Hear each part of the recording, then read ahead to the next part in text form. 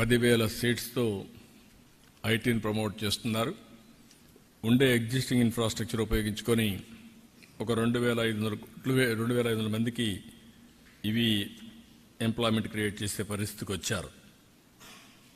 ఈ విధంగా మొత్తం మనం చూసినప్పుడు నేను నిన్న వీళ్ళందరితో మాట్లాడిన తర్వాత వేరియస్ అన్నీ కూడా ఒకసారి రివ్యూ చేసుకున్న వాళ్ళతో అవన్నీ కూడా ఎక్కడికెక్కడ స్టార్ట్ చేశారు. ఇవన్నీ ఇప్పుడు ఉదాహరణకు కొన్ని కంపెనీస్ ఉన్నాయి. ఇప్పుడు టాటాస్ ఉన్నారు. 200 రూములు ఎస్టాబ్లిష్ చేయడానికి ప్లేసెస్ కూడా ఐడెంటిఫై చేశారు టూరిజాన్ని ప్రమోట్ చేయడానికి. భవిష్యత్ అంతా టూరిజంది.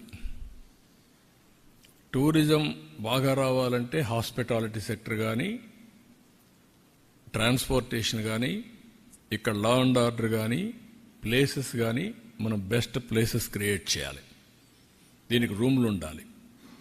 అందుకే ఒక టార్గెట్ కింద పెట్టుకుని ఒకప్పుడు హైదరాబాద్లో రూములు లేకపోతే చాలా అవస్థపడ్డాం. ఒకే 2-3 హోటల్సే ఉండేటివి.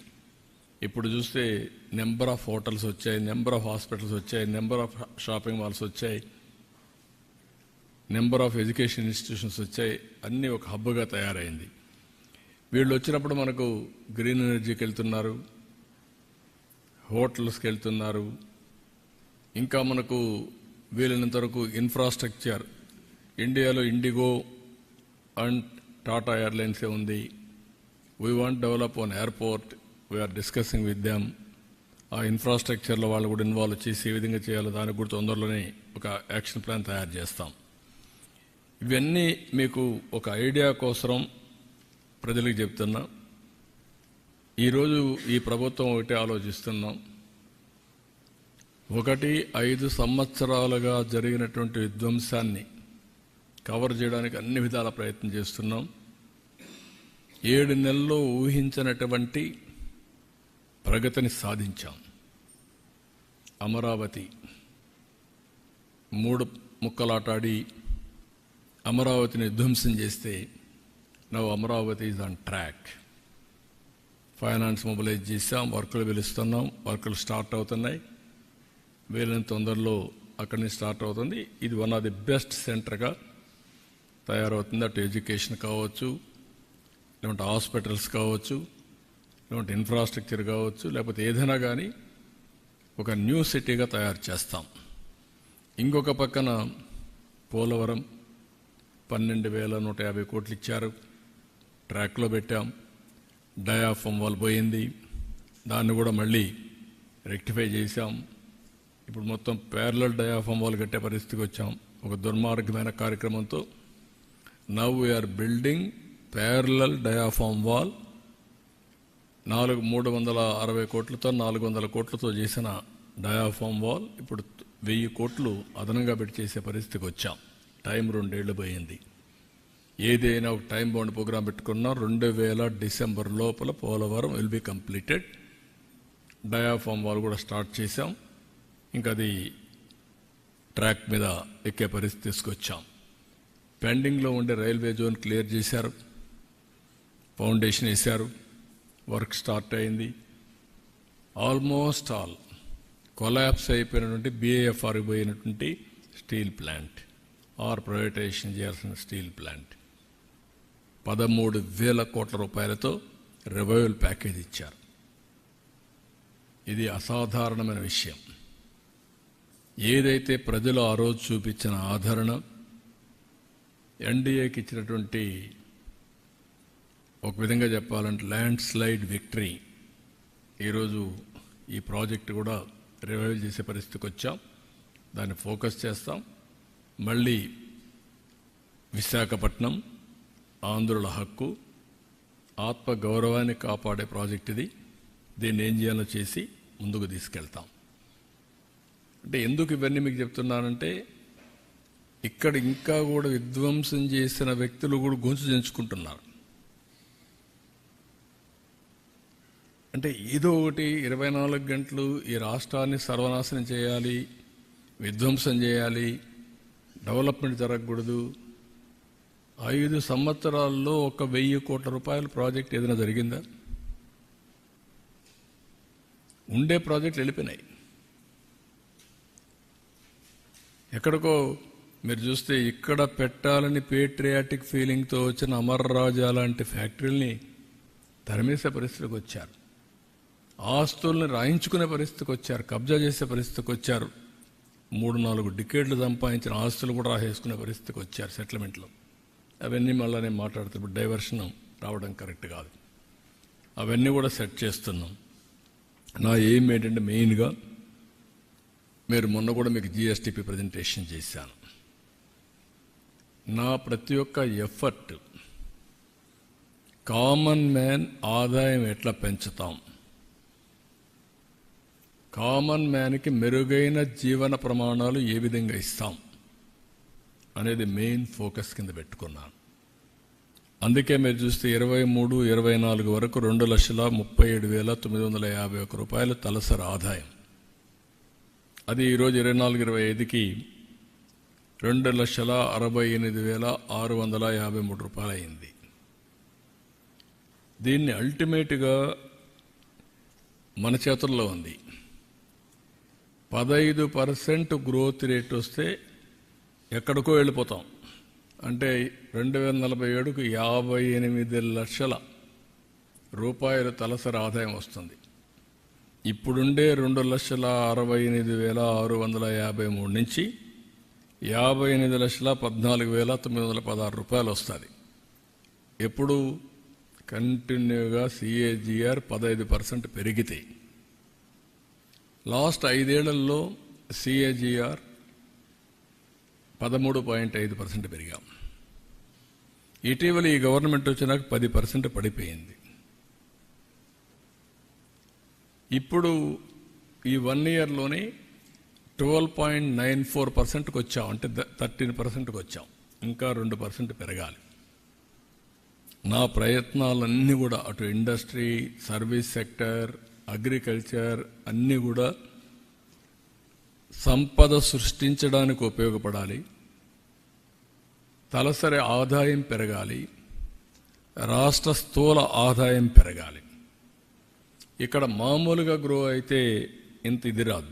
ఇప్పుడు ఉదాహరణకు మీరు పర్ క్యాపిటల్ ఇన్కమ్ ఎటు పెరుగుతుందంటే, ఇప్పుడు 7.5% మనం గ్రోత్ అచీవ్ చేస్తే 25 ఏళ్ళు 24 ఏళ్ళు ఎగ్జాక్ట్గా 46-47కి 13,19,000 అవుతుంది. అంటే 4.9 టైమ్స్ పెరుగుతుంది. అదే 10% అచీవ్ చేస్తే 21,87,000 అవుతుంది. అంటే 8% 8.14 టైమ్స్ పెరుగుతుంది. అదే 12.50 పెరిగితే 35,85,000 అవుతుంది.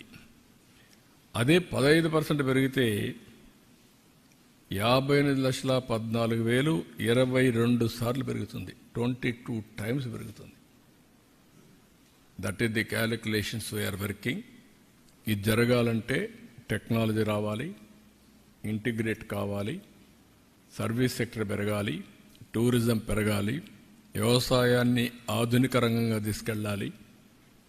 ఇంకొక పక్క వ్యవసాయ రంగాన్ని కూడా ఆధునీకరణ చేయడమే కాకుండా ఏ పంటల్లో ఎక్కువ ఆదాయం వస్తాయో ఆ పంటలకు వెళ్ళాలి ప్రపంచం మొత్తం అందించడానికి. ఉదాహరణకు ఆంధ్రప్రదేశ్లో ఒక అడ్వాంటేజ్ ఉంది.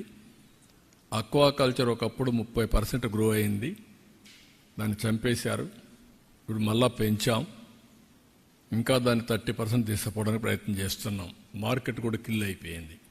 ఓసారి మనం ఆంధ్రప్రదేశ్ తయారు చేసిన అక్వాకల్చర్ ఫుడ్ ప్రపంచం అంతా వెళ్ళిన తర్వాత దాన్ని డెమాలిష్ చేయడం మొదలు పెడితే మార్కెట్స్ కొలాప్స్ అయిపోయి ఆ గ్యాప్ వేరే వాళ్ళు ఫిలప్ చేస్తారు. అదే జరిగింది. ఇప్పుడు మళ్ళీ మనం స్ట్రగుల్ చేసి దాన్ని ఎస్టాబ్లిష్ చేయాలి. Horticulture Andhra Pradesh is the best place, Rayalaseema. ఇంకొక పక్క డైరీ, ఇంకొక పక్క పామాయిల్. యూనిలివర్ అయితే పెద్ద ఎత్తున పామాయిల్ పోయేదానికి సిద్ధంగా ఉన్నారు. ఆంధ్రప్రదేశ్ ఈజ్ మోస్ట్ సూటబుల్ పామాయిల్కి. ఈస్ట్, వెస్ట్, కృష్ణా, గుంటూరు, శ్రీకాకుళం నుంచి ఈ ఏరియా అంతా కూడా పామాయిల్ బాగా వస్తుంది. ఆదాయం కూడా అన్ని పంటల కంటే ఎక్కువ పంటలు వస్తున్నాయి. ఆదాయం వచ్చే పరిస్థితి వస్తుంది. కాఫీ ఇవన్నీ వస్తాయి. అందుకే నేను ఆలోచించేది ఒకటి natural farming, technology penetration. Even నేను బిల్ గేట్స్తో మాట్లాడడం ప్రధానంగా 2 విషయాలు మాట్లాడాం, అనేక విషయాలు మాట్లాడాం. ఆయన ఇన్వైట్ చేశాను నేను. మేము ఏఐ ఒక అడ్వైజరీ కౌన్సిల్ ఒకటి ఏర్పాటు చేస్తాం గవర్నమెంట్కి. ఇంకో పక్క deep tech in all walks of life తీసుకుపోవడానికి ఆలోచిస్తున్నాం. మీరు కూడా అడ్వైజరీ ప్యానెల్లో ఒక చైర్మన్గా కానీ ఆనరీ గవర్నమెంట్ రిక్వెస్ట్ చేశాం. అతను వండుకొని అది చెప్పకుండా ఈరోజు మెడికల్ దీంట్లో చాలా గ్యాప్ ఉంది. ఆంధ్రప్రదేశ్ చేసేదానికి అవకాశాలు ఉన్నాయి. నాకు మీ మీద నమ్మకం ఉంది. ఇప్పుడు కాదు, అప్పట్లోనే మీరు కంప్యూటర్ తీసుకొచ్చి నాకు గవర్నమెంట్ అంతా డాష్ బోర్డ్లో చూపించేవాళ్ళు. ఇప్పుడు మనం అవన్నీ చేసేదానికి అవకాశం ఉంది. నేను కూడా హెల్ప్ చేస్తాను. మిలండా గేట్స్ ఫౌండేషన్ కూడా అసోసియేట్ అవుతాం, ప్లాన్ చేస్తాం. ప్లాన్ చేసి టోటల్గా ఒక మోడల్ ఒకటి క్రియేట్ చేద్దాం. టెక్నాలజీ అనుసంధానం చేసి preventive, real time monitoring, curative, cost effective health care మనం చేద్దాం. చేసి ఆంధ్రప్రదేశ్ మోడల్ని నేషనల్ లెవెల్లో స్కేల్ చేద్దాం. నేషనల్ లెవెల్ అయినాక అడాప్ట్ చేసుకుని ఆఫ్రికా ఈ కంట్రీస్లో కూడా ఇదే మోడల్ తీసుకుపోదాం. ఇప్పుడు ఆ కంట్రీస్లో ఈ మోడల్ తీసుకుపోవాలంటే వాళ్ళకంత కెపాసిటీ బిల్డింగ్ లేదు. ఇక్కడి నుంచి తీసుకుపోవచ్చనే పరిస్థితికి వచ్చారు. రెండోది అగ్రిటెక్. అగ్రికల్చర్లో టోటల్గా ఎండ్ టు ఎండ్ ఆ సొల్యూషన్స్ అన్ని పెట్టి డ్రోన్స్ కానీ సెటిలైట్ కానీ ఎవ్రీథింగ్ మనం ఎన్ని పెట్టి ఏం చేయాలో చేసి అధిక దిగుబడి ఇవన్నీ చేద్దామని చెప్పి అన్నారు. ఇవి కొన్ని యాంగిల్స్లో మేము వర్కౌట్ చేసి ఫైనల్గా నా గోల్ అంతా సింగిల్ హ్యాండెడ్గా నేను ఆలోచించేది 2046-47కి 15% గ్రోత్ కంటిన్యూగా ఉంటే రిచెస్ట్ ప్లేస్ ఇన్ ఇండియా. ఇది కొంతమంది అంటారు సాధ్యమా అని. ఇక్కడ పుట్టిన పిల్లలు అమెరికాకు పోయి $1,20,000 చేస్తే 25 ఏళ్లలో ఇంకా 25 ఏళ్ల తర్వాత కూడా మనం $42,000 నేను అడిగే 40 వాళ్ళకంటే అప్పుడు వాళ్ళు ఎక్కడే పోతారో తెలియదు. 10 లక్షలు పోతారా 20 లక్షలు పోతారో తెలియదు. అంత ఆదాయం వాళ్ళు సంపాదించే 10 లక్షలు కాదు, ఇక్కడ 58 లక్షలు కోట్లకి వెళ్తారు. That is where opportunities are there. దానికి మళ్ళీ కన్సిస్టెంట్ గవర్నమెంట్ ఉండాలి. మీరు ఎప్పుడన్నా చూడండి, ఏ గవర్నమెంట్ అయితే ఇండియాలో, నేను రిక్వెస్ట్ చేస్తున్న గవర్నమెంట్ ఆఫ్ ఇండియాను కూడా కంపేర్ చేయాలి. గవర్నమెంట్స్ వచ్చిన తర్వాత 30 ఏళ్ళు అయింది ఇప్పటికీ రిఫార్మ్స్ పెట్టి. 30 ఏళ్ళు రిఫార్మ్స్లో కొన్ని రాష్ట్రాలు చాలా పాజిటివ్గా ముందుకెళ్ళిపోయినాయి, కొన్ని రాష్ట్రాలు రివర్స్ అయిపోయినాయి. నేషన్ని పుల్ డౌన్ చేస్తున్నాయి కొన్ని రాష్ట్రాలు నేషన్ని పుల్అప్ చేస్తున్నాయి. వై? అందరికీ వనరులు ఉన్నాయి, సేమ్ వాతావరణం, same policies from government of India, వాళ్ళు అమలు చేసే విధానం. అయితే డెమోక్రసీలో డిఫరెంట్ పొలిటికల్ పార్టీస్ అధికారంలోకి వచ్చాం. మనందరి ధ్యేయం ఒకటే ఉండాలి. ప్రజల్ని ఏ విధంగా ఎంపవర్ చేస్తాం, పేదరికం నుంచి ఎట్లా పైకి తీసుకొస్తాం. నేను అందుకే కొత్త పాలసీ కూడా పెట్టాను, P3 public private partnership. That is wealth creation, ఇన్ఫ్రాస్ట్రక్చర్ని ప్రొవైడ్ చేయడం. ఇప్పుడు P4 public private people's partnership, hand holding to the poor, high net worth individuals, కింద నుండే వాళ్ళని హ్యాండ్ హోల్డ్ చేసి టాప్ 10%, కింద నుండే బాటం 20% చేయగలిగితే ఆర్థిక అసమానతలు తగ్గించడం. ఫేజ్ 1 జీరో పవర్టీ, ఫేజ్ 2 ఆర్థిక అసమానతలు తగ్గించడానికి అవకాశం ఉంది. పీపుల్ యాజ్ క్యాపిటల్ మనం చేయగలిగితే వండర్ఫుల్ వర్క్ జరుగుతుంది. నేను అక్కడ కూడా చెప్పాను, population management is my top priority now. India will have advantage 2047. Afterwards India will have a disadvantage. ఆ డిసడ్వాంటేజ్ నుంచి అధిగమించాలంటే ఇప్పటి నుంచి పాపులేషన్ మేనేజ్మెంట్ చేసుకుంటే సెంచురీస్ టుగెదర్ ఇండియాస్ ఇరా, అది జరుగుతుంది. దానికి కూడా మనం వర్కౌట్ చేసుకునే అవకాశాలు ఉంటాయి. ఇవన్నీ నేను చెప్పినప్పుడు చాలామందికి స్టోరీస్గా కనపడుస్తాయి, థియరీగా కనపడుస్తుంది. హైదరాబాద్లో నేను ఇవన్నీ ఐటీ మాట్లాడితే పీసీ అంటే కూడా పోలీస్ కానిస్టేబుల్ అనే పరిస్థితి.